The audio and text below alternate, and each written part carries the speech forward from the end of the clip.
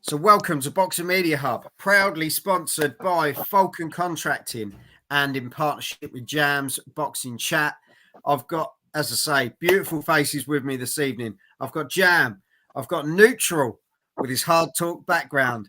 I've got Håkan all the way from Sweden, and I've got the boy himself, SWS Boxing Sam. We've got, this is a cracking fight again. Jam, you've been picking some absolute beauties. We got Andy Cruz versus Antonio Moran. Another Cuban. They're delivering them again, and they're tough people. Over to you, Jam. Give us the lowdown. Yeah, man. The Cubans are bringing these amateurs through again. Andy Cruz is 3-0-0. He's got one knockout. He was last out against Brian Zaparipa Rodriguez, which he won by unanimous decision. I'm glad you said it. Yeah, it was a tongue twister. We're against Antonio Moran, who is far superior experience. He's got 37 fights, 30 wins, 6 losses, 1 draw. He was last out against Romero Duran, which he won by KO in round 6. Now, this guy's been with the likes of Jermaine Ortiz, Barbosa Jr., Devin Haney, Jose Pedraza. So we're talking about levels here, but then you look at the levels of Andy Cruz amateur, and is there really a level difference? And this is why I brought all the guys here tonight to talk about, because this, for me, is a massive step up. It's a huge step up for the lightweight.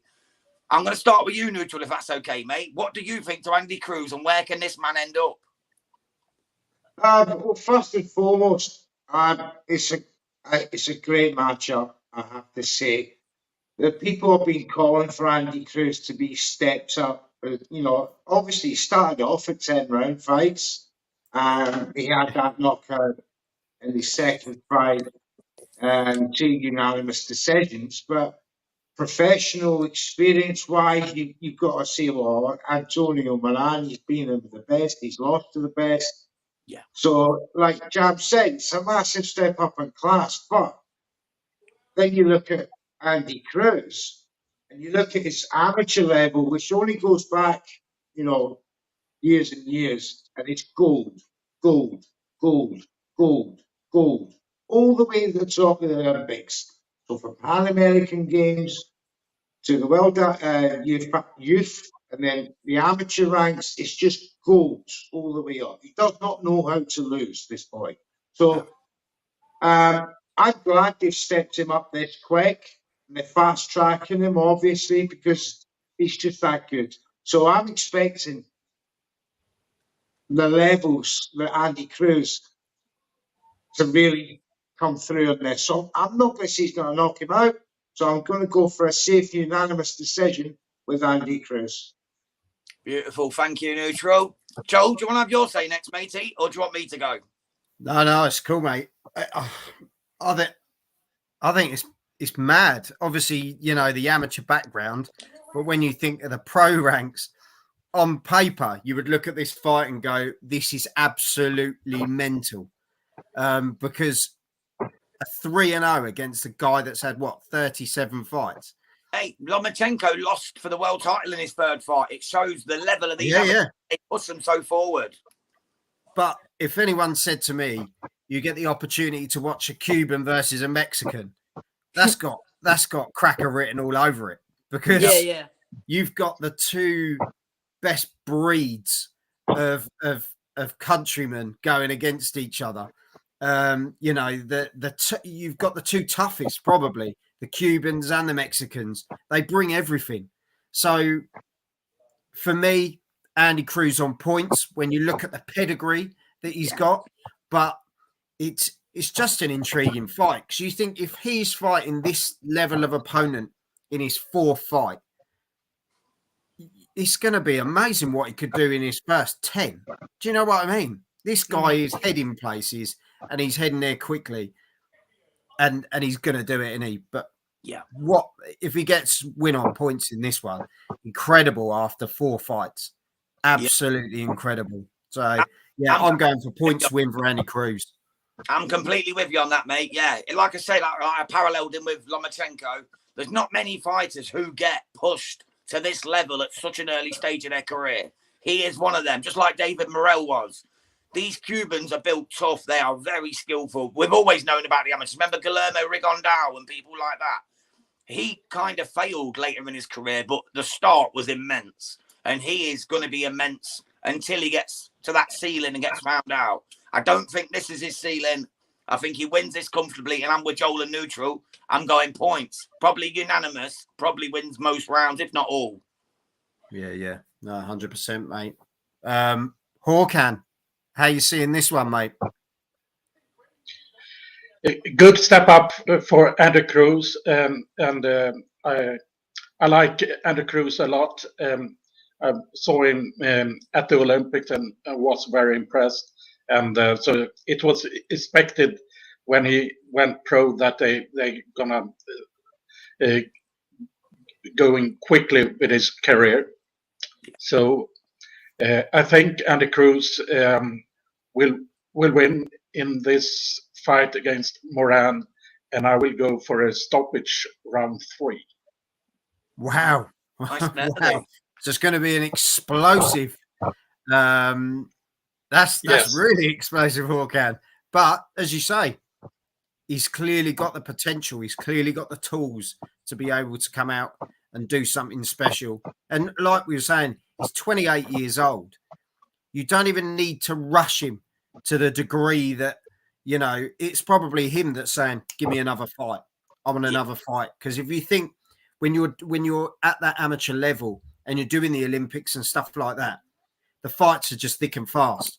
You are in there. Steve Junior Joel, who I was talking to earlier on Boxing Media Hub, like he was a fantastic amateur, 4-time Scottish national champion, elite Scottish champion, 2-time Commonwealth Games, nearly got the bronze. He was telling me, like, you know, he wants to go out quick and get in there. Yeah. He wants to get out there and really get them big fights. But his corner are just saying, like, just hold back a bit, you know, just don't rush it. And it's understandable. But then you get this kind of level and you just have to shove them forward and just go and get it now. Why strike while the iron's hot, sort of thing, isn't it? Yeah. Go and get it while you still can, you know. I think we're seeing it more. I think we're seeing it more and more like these days now. I think people are coming into the sport more mature and older as well. So they are sort of going, right, let's you know, Joe Joyce, prime example, came into the sport later on. Let's get him going. Got him straight in there. And he got to a decent level because he was pushed quickly to get there. You know, so we're seeing it more often at these ages, but 28 is a fantastic age to be at, and you've got that much praise and support. Yeah, incredible. So go on, Sammy. Give us what you got. Andy Cruz, unanimous decision.